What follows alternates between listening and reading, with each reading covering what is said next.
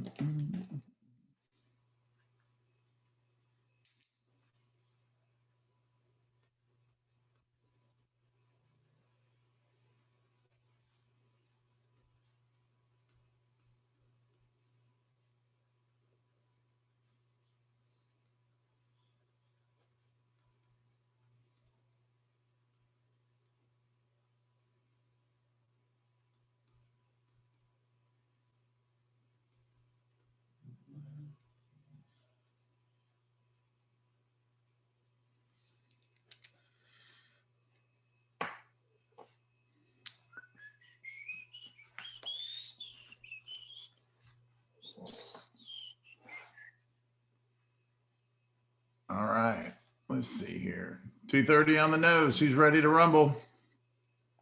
All right, Blaine says she's ready to rumble. Let's see.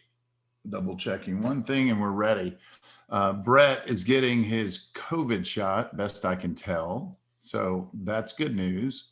I hope I'm okay to share that. But he's at the doctor. And apparently, wherever he is, they're running behind. So I get the extreme opportunity and pleasure of supporting you guys by sitting in as a solo guy. I'm looking to see Mark should be here in a moment. We'll wait just a second. Mark is our featured team leader. He's going to discuss a little bit about what's going on. There you are. There's the main man. How are you, Rick? I'm super good. Thanks. I was just telling everybody that Brett had a doctor's appointment and is going to likely jump in late or potentially miss. But Yep. You and I are going to run the show today, and it's going to be awesome. Awesome. Cool. Do you mind if I sort of go first and sort of share what I was looking at this morning? Sure can. Awesome. Can I share my screen? I set it up so that you could. You are the best. Let's see. At least I believe I did. One way to find out. That's right. A couple of clicks from now, we will know. Right. Let's see. Now I just have to find that window. Sharing is caring. So. Right. Okay. Share. All right. Can you guys see that graph? Sure can. Okay. Perfect. Okay. So what I did here was Brett had asked me to talk a little bit about the in-town market. And so what I wanted to do was just sort of show you guys this stuff. I just thought this was really interesting. Actually, I'm going to back up and show you this first. Do you guys look at these stats on FMLS's homepage? It's pretty interesting. Oops. These stats over here, price, days on market, that kind of thing. Yep. It's showing how the prices are going. So obviously prices going up. But just compared to just January last year, you know, you're at 245 and now we're at 295. Like that's crazy. That is crazy. And then days on market, we're down to 10 on average for the MLS, which is really low.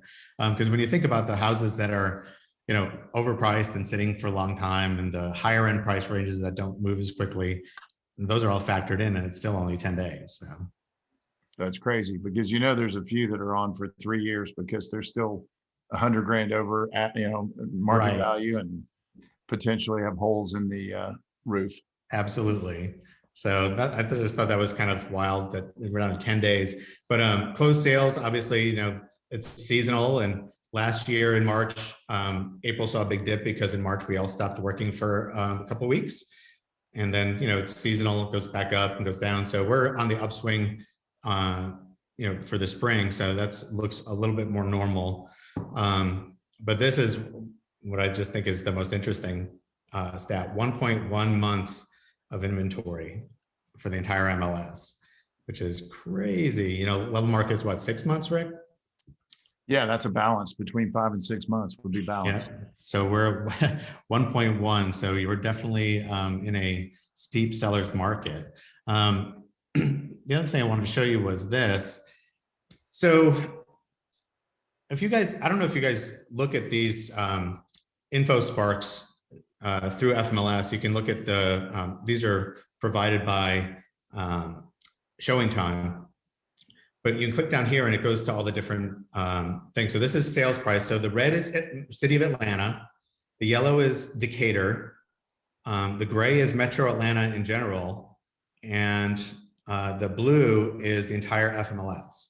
So if you look here, they all sort of track together, but the median sales price in City of Atlanta is at 341, Decatur's at 285, Metro Atlanta as a whole is at 315, and the entire MLS is at 299. So it's just thought some of these stats, when you look at them compared to other areas, are really kind of interesting. Month supply. So for those of you in town that think we have it tough, everyone out of town has it tougher. In the City of Atlanta, we're at 2.1 months inventory, and Decatur's at 1.3, and the entire MLS is down at that 1.1. So Metro Atlanta's actually hotter outside the suburbs than inside. That's awesome. Yeah. Or at least good information. Exactly.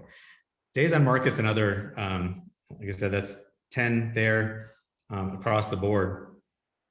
So I thought that was kind of cool too. But these stats, this screen, if you guys don't use these are really helpful. You can literally just click all these different stats, and you can add whatever areas you want in there. You can do zip codes, you can do cities, you can do counties, and it just gives you some comparative analysis, so you can see how the subject area you're looking at is doing compared to everything else. So if you don't know how to do this, I'm happy to show you guys, but it's a really easy thing to do. And they also have in that same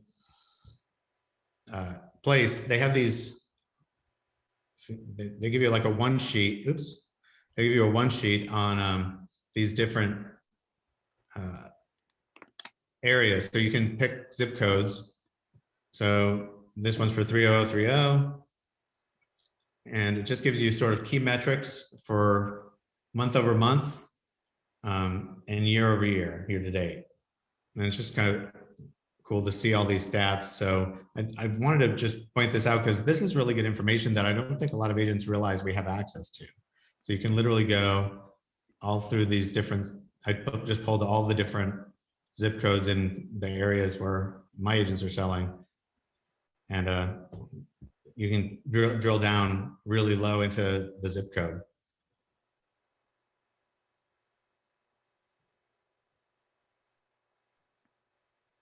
And all of this is right down here.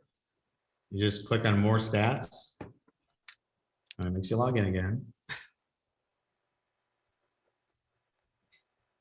And then you get to this, and then you can just, like I said, you can just add an area. And you can type county, subdivision. So, Wow, that's impressive. I didn't realize So, that. so can I add a little comment here? yeah. So we've been teaching this in the Decatur office for a few years now, and it's really helpful. When you add areas, you have to spend time and you have to use the polygon and you have to do a map. You can't do elementary school. You have to use it, do the map, and then you save that neighborhood, you name it and save that neighborhood, Right. and it stays in your archive. So you can call it up at any time. It's a great tool. It's a fantastic tool, but the agents have to spend time setting up the areas by hand. And, you know, it takes a couple minutes for every neighborhood. You could do all the ones in your core farm area in an hour, or at least during an evening of binging television, you can get it done. Mm-hmm. It takes some work. It's not just a click. So, but it's a great tool. And then when you click on, hey, Mark, click on share. You can share that in different ways. You can save it to a PDF and you could put it in a listing presentation, into a PowerPoint presentation. You can click live dynamic and you can post it on your Facebook business page as the live stats. So this tool has a lot of different functionality to it on how agents can use it once you get it all set up. And then at the beginning of each month, you just go in and see what's happening in that neighborhood, what's changing. And this is one of the best things that Matrix has to offer, InfoSparks. It's fabulous. I agree. Thank you, Rick. Absolutely. So, Rick, while we've got you, and you know, you're definitely a resident expert on stats and presentation of the stats, and we appreciate you for that. You always contribute. What how would you say this overlays against Chuck Carr's stat presentation, the package we get for that? Yeah. So what I do is it's a pretty seamless overlay. And the Chuck Carr presentation, I use that data for, I call this my barbecue conversation, Chuck Carr's data. It's how I enter into conversations with people I'm socializing with when they say, hey, how's the market? I better have something to say in a very succinct way, the elevator pitch. And Chuck's Carr data allows me to have that come right out of my mouth immediately, right?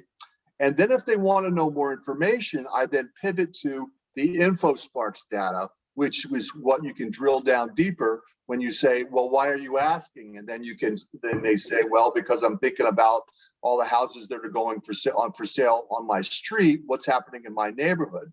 So then we can respond by knowing what the stats are showing us via InfoSparks. So I look at it macro and micro.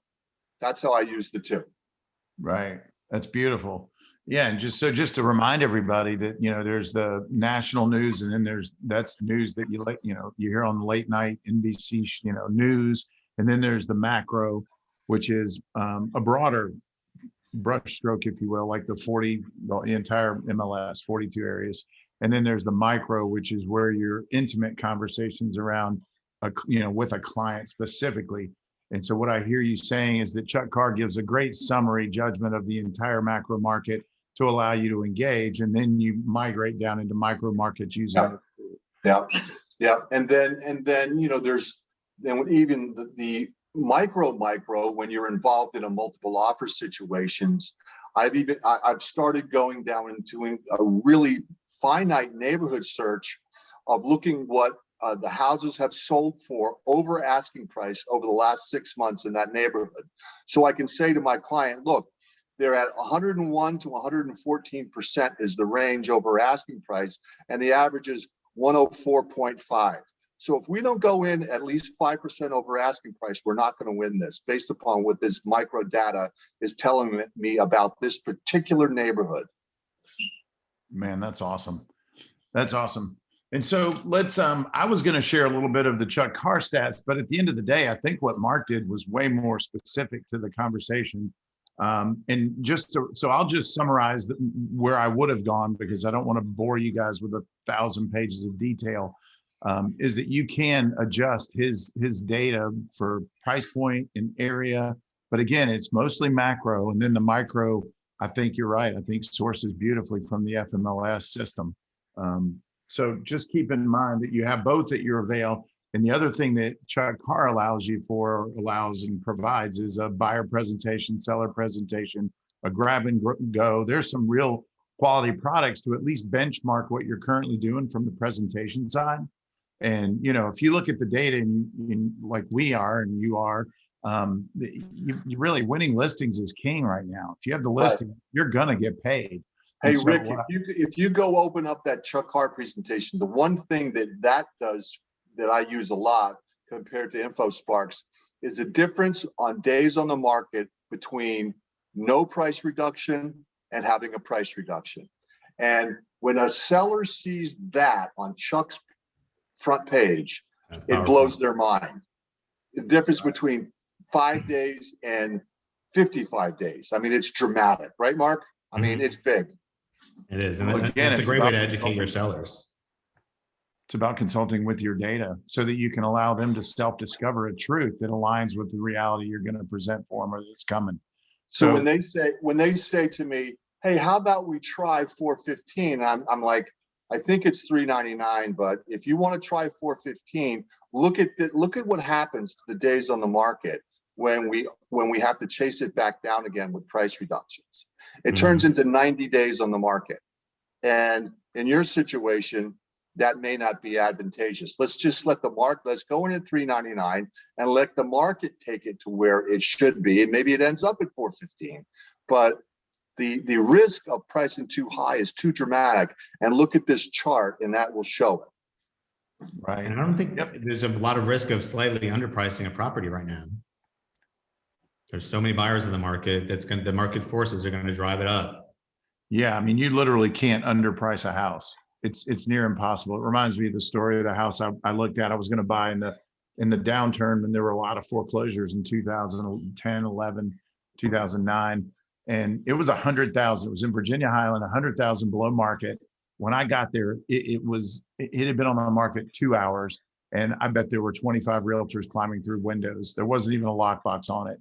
And ended up selling for 150 more than what I perceived the discounted value. And so the one true statement of fact that you're making is that with so many buyers and so few sellers, if you can garner a fury or a feeding frenzy around your listing, someone's going to overpay because people are far more motivated by fear of loss than even opportunity. And when people compete, someone probably makes an irrational decision. Now, if that's your buyer, you need to just make sure that you're also cautioning them to make sure that they are going to live with that decision and not terminate, 2 days later because they got wrapped up in the competition and wanting to win and weren't committed to actually going through with it. I will tell you, though, it does raise another point that if you lose out on the first bid, it's brilliant to fight for a backup because you just never know when someone wakes up. I mean, all buyer's remorse is, Mark, is when you make an emotional decision and then a day or so later, when that emotion shrinks and intellect swells back into its normal state, Right. there's a disconnect between what your brain says and what your heart felt the day before.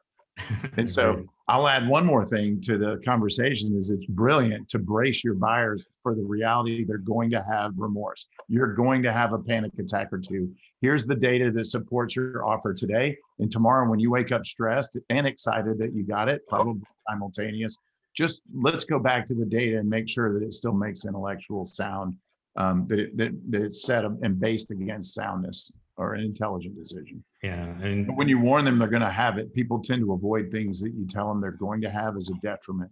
And it also forewarns them to be braced for it, just setting those expectations is so important. You're absolutely right. And it's just like you do before you take people to an inspection, you're going to have a conversation you're about to see everything that's wrong with the house. So brace yourself. It's not going to be pretty. Every house has something wrong with it. Even brand new homes have something wrong with it. So you're just, setting their expectations, and you have to do the same thing with the fact that they're going to have that buyer's remorse. It's just natural. It's human nature. It is. And when you see the report and there's 35 things on it or 40, I used to inflate the number and go, hey, I have seen as many as 60 or 70. Anything less than that's a win, as long as it's not a significant structural or material defect. And the reason you've hired me is that I can help you distinguish the difference between cosmetic and structural material of real magnitude. And they'll get great comfort in that, and knowing that you also have allied resources for great vendors, inspectors, contractors. And that's part of your value proposition. And with, again, with so few listings on the market, going back to listings, how would you, just in the conversation that we're having today, what would you do to enhance the odds you get a listing or more listings? Rick or Mark, either. Go ahead, Rick. How would I improve my odds? Yeah, just curious. And I have some ideas. I just thought I'd throw up a volleyball. This is not a rehearsed show, guys. This is live. And this. Well, I think the thing that I talk about the most, that I think that they see value in me and other agents, is our ability to analyze the market and price it properly, and then prepare the house to go on the market and be a hero and be a show-stopping presentation on it. And so the ability to price it right, analyze the market, and prepare for to going on the market, that's where things resonate. And then backing that up with some data, depending on the personality of the seller, right? The person that doesn't care about data, I'm not giving them data. That's relationship oriented, but I better be prepared for the husband or the wife who is a C personality, and they need the data to make the decision. So I like to be able to pivot on the personality side, as well as putting the value proposition right out in front of their face in terms of positioning in the marketplace they're listing. Nice. That's great feedback. So don't take for granted that you know what they want to hear. And so coming in prepared with all of the data, with first-class quality collateral, with excellent examples of your expertise and success story, and then a list of consulting questions so that you don't miss or don't, they may even tell you that they're only talking to you, but all of a sudden another realtor shows up from a friend of a friend. Yeah. If they ask better questions, they may steal your best friend right out from under you. That's right. I think the other thing is to what we do is we give a case story. We tell them the history of a recent listing of ours and what we did, what happened, and what the end result is, because they like to hear stories, and they like to hear success stories and how you helped other people. And so we paint a scenario about what we did with pricing, analyzing the market, staging, curb appeal, the open house strategy, all the stuff that we do, right? So we tell them a story about, this is what happened over on Greylock Place, okay? And this is the lifespan of this listing, and it's a case history, and people love that stuff. They do. They definitely buy stories, and people also invest energy emotionally in someone else's story when it resonates on their level. And so, yeah, awesome. So I just thought I'd go down that path for a split second, because if listings are king, seller mastery and taking online, we have classes at Keller that can really improve your skill set around scripts and strategies. And first-class collateral is a great first step. And if you don't have it yet as a newer agent, utilize the data in the FMLS and in your office as your data to suggest, a track record potential for success. Well, Rick, what I was going to add is that, just closing someone, like actually asking, what would keep you from going ahead and just signing the listing agreement today? Most people list with the first person. So, but you have to make that happen. You have to assume the sale, assume it's going to happen. Like, okay, so let's get started. Here you go. Here's the paperwork. And then let them throw up the objection. Well, you know what I would do, Mark, back in the day when I was listing homes, every single day with my goal to list a home a day, is I would pre-print all of the material. I'd already have their address, their name. When I pulled it out, it wasn't assumed that we were going to do business. We just had to nail the price and make sure that my value proposition and the character and culture that I brought to the experience matched theirs. And so you're exactly right. Ask them, what would it take for you to list with me today? And let them reveal all the hurdles. And then if you reach the point where they've expressed it and you've got an answer, the next logical question should be, well, let's go ahead and get signed up so I can get busy marketing your home, because this market won't last forever. And right now it is absolutely in your favor, and I intend to help you capitalize. The best 3 words a listing agent can use. Let's get started. That's right. So, Brett's here. Any questions from chat? We've got one here. Where can you find Chuck Carr? Traditionally or historically, they'll be on your intranet. And am I correct, Mark? And is that still where we publish? I'm sure it is. Double checking. And At least so in it'll our be on the office it is. internet. And if you're not sure where to go or how to connect, go to your director of first impressions or your agent services coordinator in the office. Certainly you can pull anyone on staff aside and we'll help direct you to the right person. The other thing that's come up recently with you guys presenting Tiffany's marketing department is that she's putting together, you can get her, you subscribe to her to be able to send out in a really slick presentation on a quarterly basis, the truck car statistics in a very presentable way. And I'm going to have that be one of my touch campaigns on a quarterly basis, branded to me. It's really slick. Cool. That I can never put the truck car data into something as slick as what Tiffany's doing at the marketing department.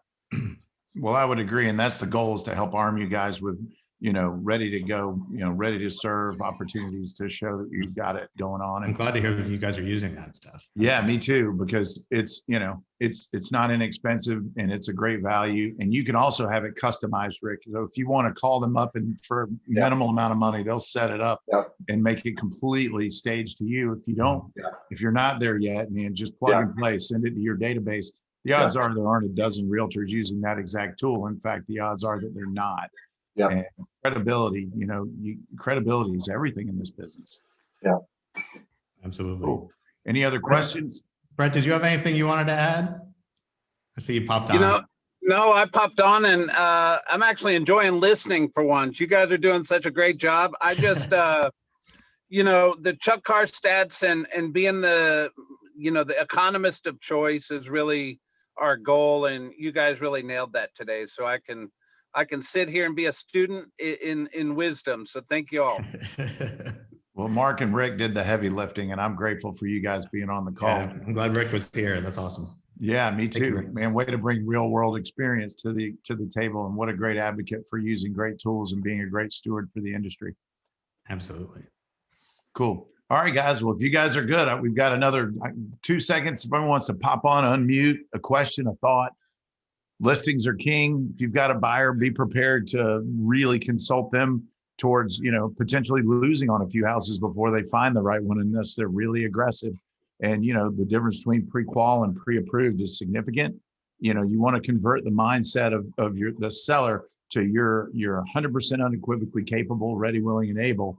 If they see, sellers will often pick an offer that is slightly less financially, exciting for the sake of confidence in closing. Yeah, and I think, let me just add one thing on that, because pre-approval isn't enough anymore, because some of our people have to go up against cash. So if certain lenders have these pre-underwriting programs, so you're fast tracked to be underwritten already completely in 2 weeks. So when you present an offer, you're an underwritten buyer. You're equal to the cash buyer as a pre-underwritten offer. And some of our preferred lenders have these pre-underwriting programs, like fast, they call them different names, fast track, 1, 2, 3, go, whatever the lender calls them, but they're out there. And for first-time home buyers, it's almost a necessity. If they can't compete with going way over asking price and need to compete with other ways, we have to put a list of things together that would make them more competitive other than net to seller. Right. And if you can tell that listing agent that, look, my guys are ready to go, they're fully underwritten, we're just waiting on title and appraisal. Yep. That's it. And rarely does the seller worry too much about appraisal. They think everything's gold plated and worth it. So that's their variable to consider. Right. Cool. Awesome. Excellent point.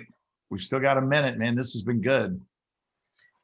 I just want to throw in, if you're not using stats already for your listing appointments, use them. I'm just having a couple of key pieces of information. If nothing else, it makes you look like a professional. It shows that you're actually studying the market, you're looking at the data, and bring 1 or 2 little graphs that are really easy to understand for the sellers, so that they understand what is going on in the market, and it helps you convey to them, because they're going to see you, they're going to assume you know way more about it than they do.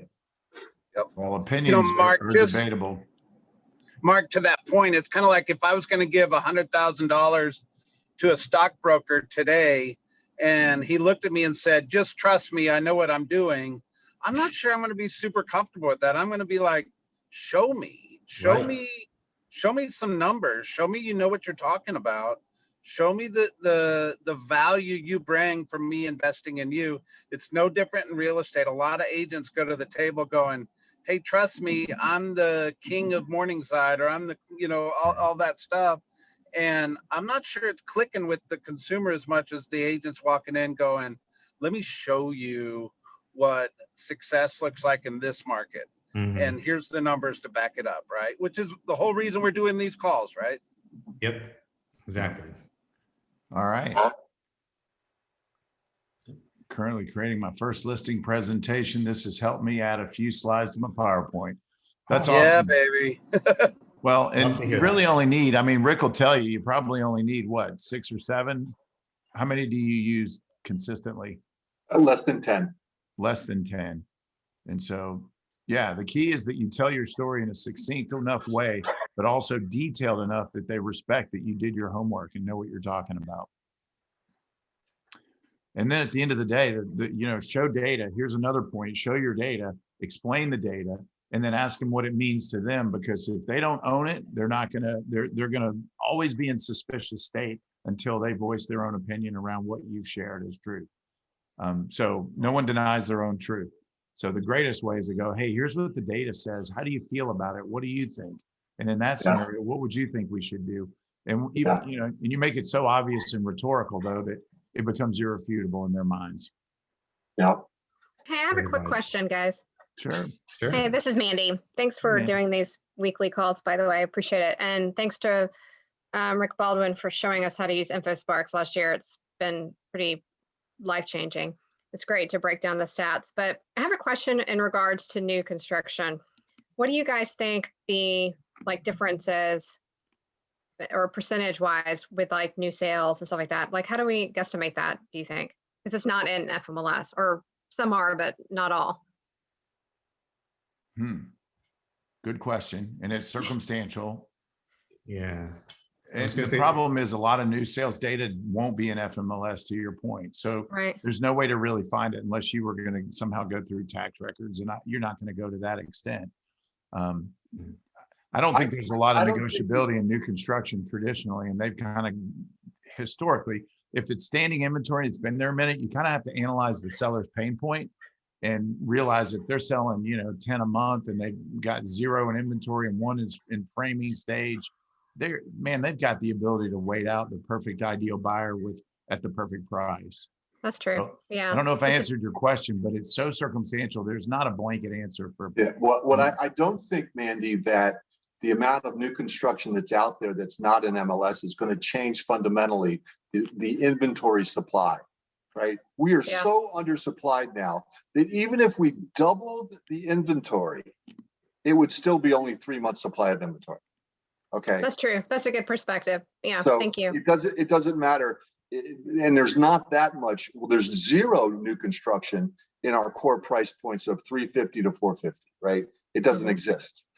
But the ones that are out there, there's not enough of them to make a blip on the radar screen anymore, much more than where it is right now. It's still a really hard seller's market, and that's not going to change, in my opinion, for at least another year or 2.